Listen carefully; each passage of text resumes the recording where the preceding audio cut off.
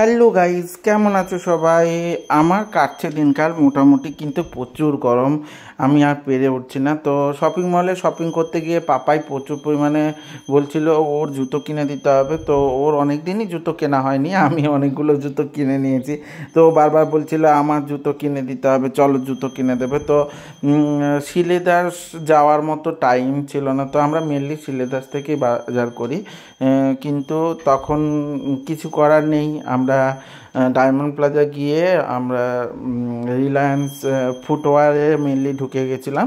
তো ওখানে গিয়ে পাপাই জুতো পরতে পারছিল না, তো তখন আমি বললাম আমি পরিয়ে দিচ্ছি। তো ওই শপিং মলের ছেলেটা মানে পাপার কাকাইটা বলল যে স্যার আমাকে দিন, আমি পরিয়ে দিচ্ছি, কোনো ব্যাপার না, আমারও তো ছেলে আছে। আমি খুব যত্ন সহকারে ওকে জুতো পরিয়ে দিচ্ছিল। পাপা বলছিল কাকাই পরাতে হবে না, তো ও পরিয়ে দিচ্ছিল। তো পাপার খুব ভালো লাগছিল, খুব যত্ন করে পরিয়েছে।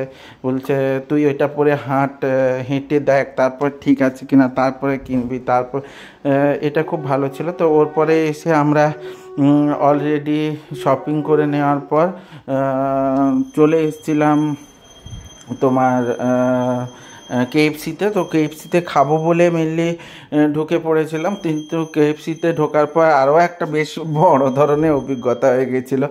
বলতে আমাদেরকে অন্যের খাবার দিয়ে দিয়েছিল, তো ওটা নিয়েই পাপাই আমার সঙ্গে হাসাহাসি করছে, কারণ অন্যের খাবার দিয়ে দিয়েছিলো, সেই খাবারটা নিয়ে চলে এসেছিলাম। কিন্তু আমাদের দেখে মনে হচ্ছিলো খাবারটা মনে হয় আমাদের নয়, কারণ আমরা যেগুলো অর্ডার দিয়েছিলাম সেরকম ছিল না। আমরা মেনলি 8 পিস চিকেনের বক্স দিয়েছিলাম, কিন্তু ওখানে 6 পিস চিকেন ছিল। তো ওর যার ছিল ওই বক্সটা, তারাও গিয়ে খোঁজ করছে। তো যাই হোক, কিছু করার ছিল না। তো তারপর ওরা চেঞ্জ করে দিয়েছিল, সরি বলেছিল। তো ঠিকই আছে, কোনো ব্যাপার না, খেয়ে নিয়েছিলাম। তো এরকম আমার লাইফস্টাইল সম্পর্কে জানতে বা আমার পরিবারের সাথে জুড়ে থাকতে অবশ্যই লাইক কমেন্ট শেয়ার করে দিও, আর ইউটিউব থেকে দেখলে সাবস্ক্রাইব করে দিও। সাথে থেকো, ভালো থেকো, টাটা।